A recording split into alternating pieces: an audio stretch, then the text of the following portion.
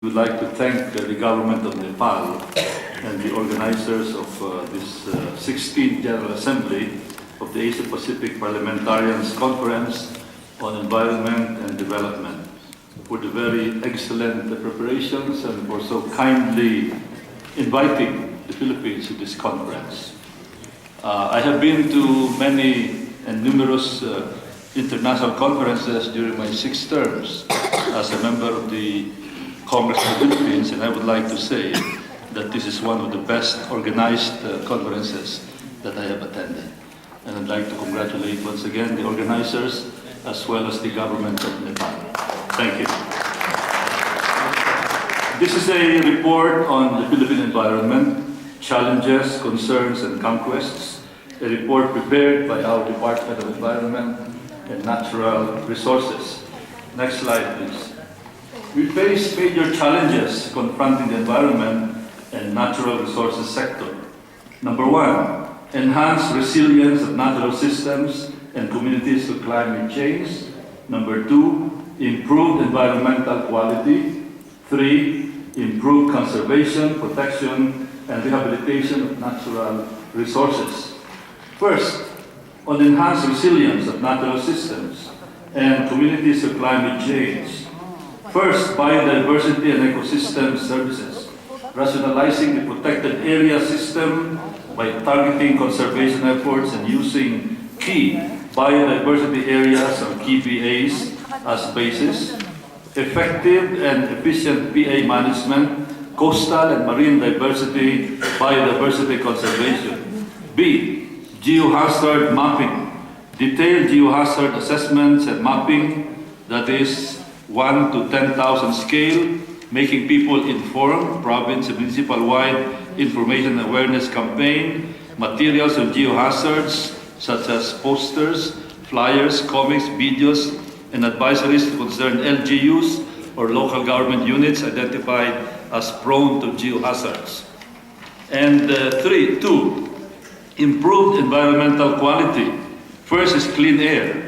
Improved air quality to meet standards in Metro Manila and other highly urbanized centers, such as traffic volume reduction, switch to cleaner fuel, urban greening, intensified anti-smoke belching campaign, strict compliance monitoring of industrial emissions to standards, intensified PM10 ambient monitoring.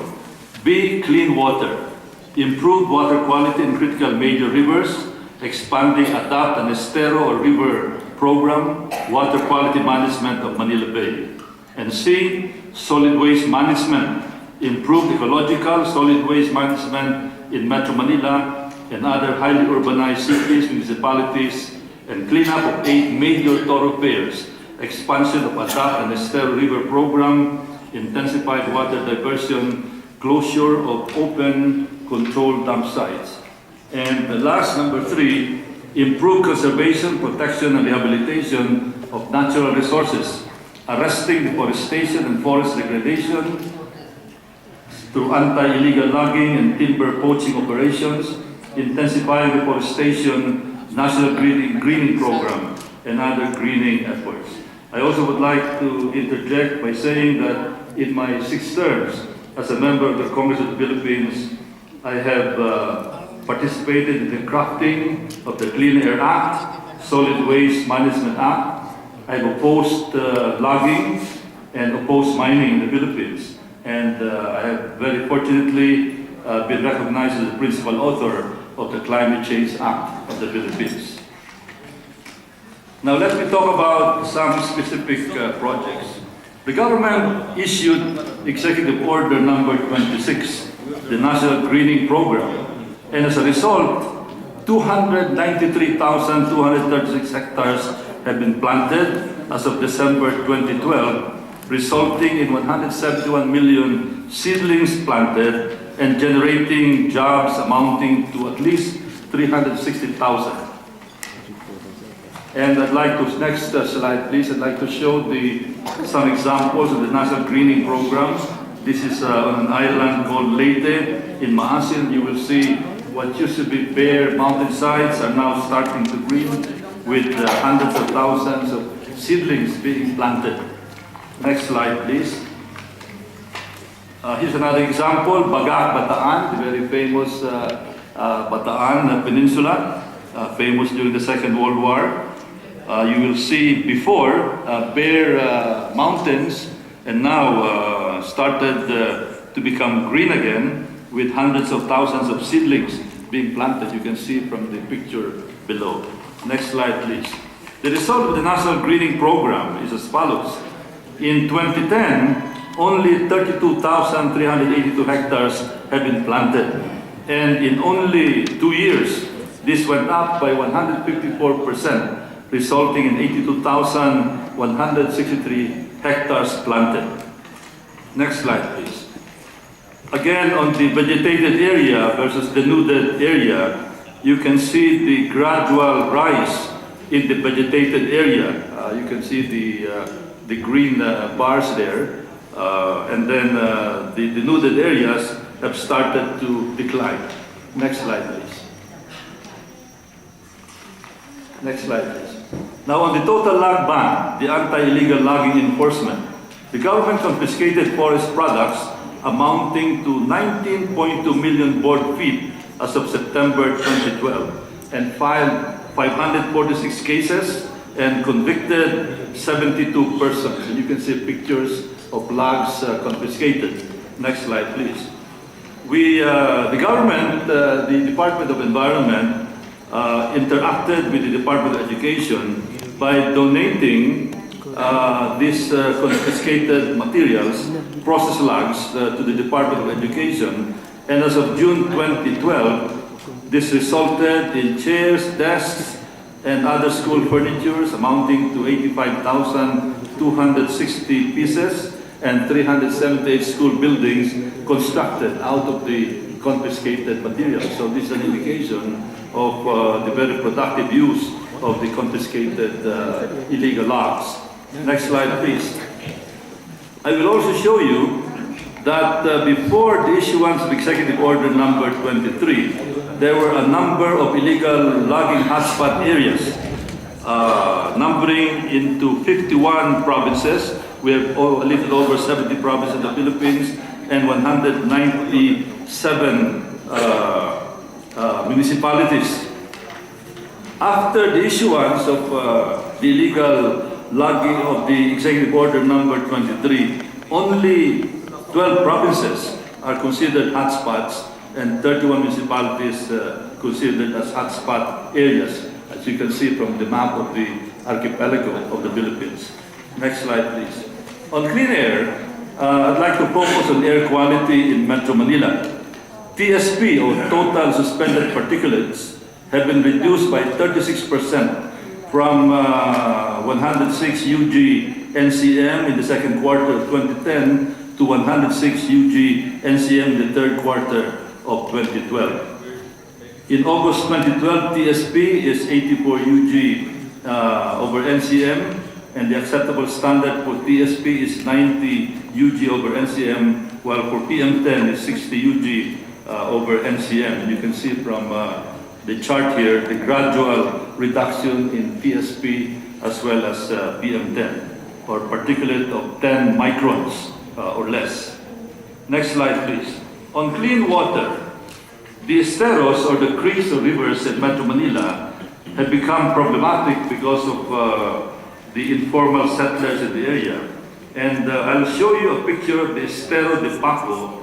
This is in the heartland of Manila, beside the Paco Market, Paco, Manila, before the Adapt and Estero River program. And on the left side, you can see the highly degraded creek. And after the operation by the ABS-CBN Foundation, which is the largest television network in the Philippines, you can see the very dramatic improvement in the condition of the river, as you can see from the right side picture.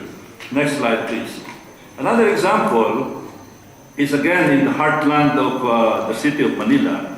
You can see here a creek along Apasible to the United Nations Avenue, this very close to Manila Bay. A lot of hundreds of informal settlers along the creek. And after the Adapt and Estero River program, you can see that this has been cleaned up. Now there are zero presence of informal settlers, and the creek has been brought to life again.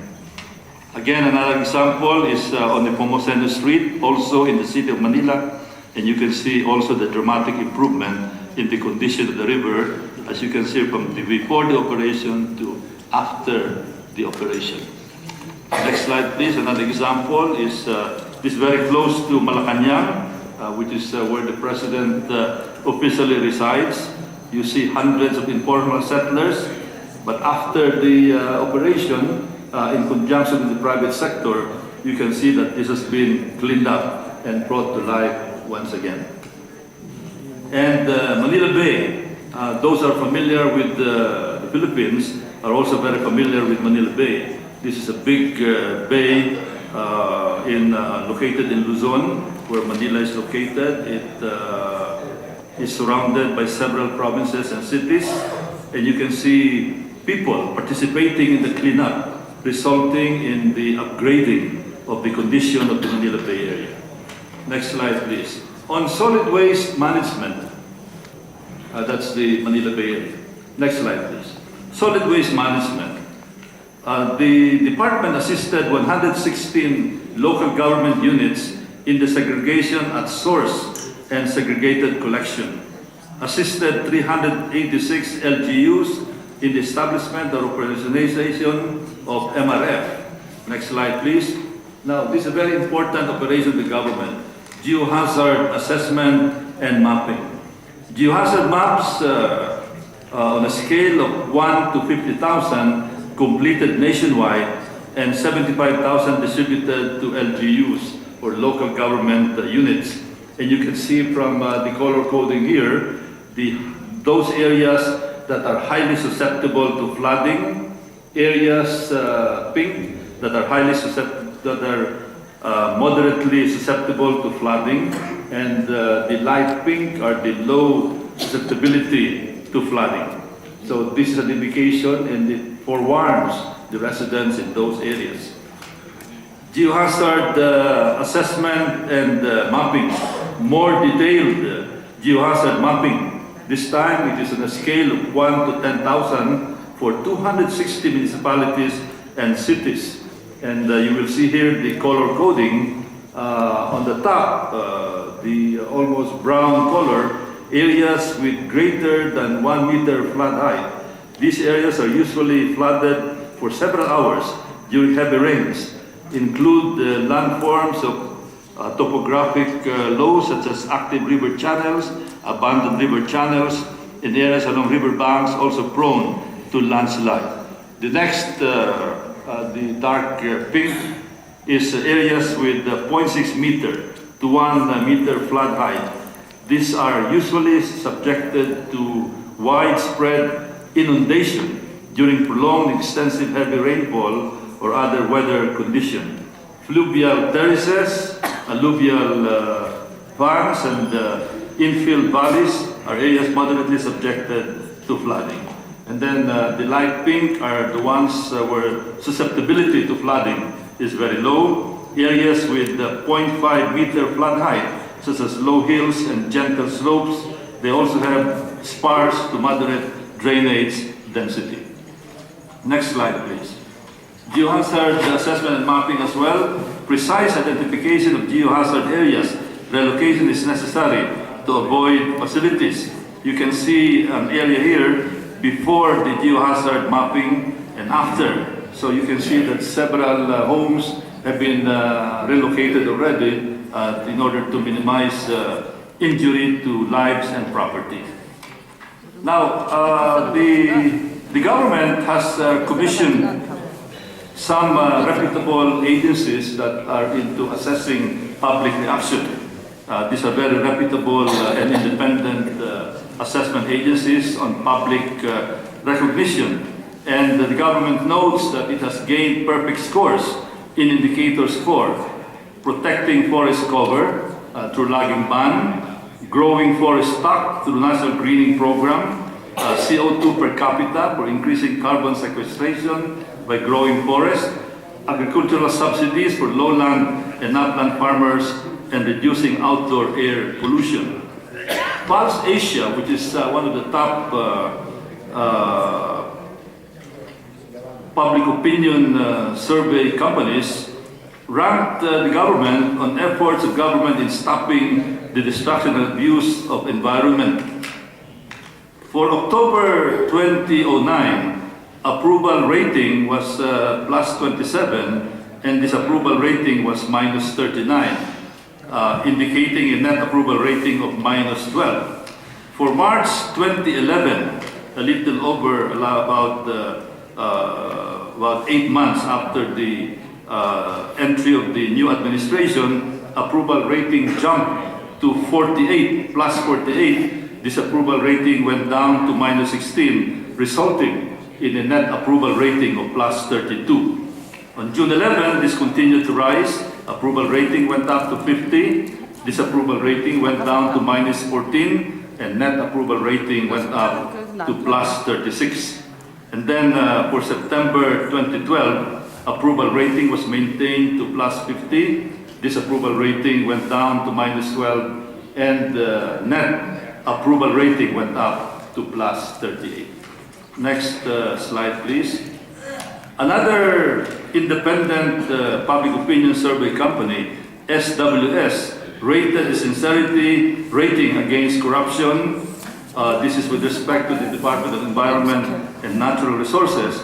And you can see that for the years 2005, 2006, 2007, 2008, and 2009, the rating of the department was consistently in the minus range. Minus 44, minus 39, minus 23, minus 25, and minus 34.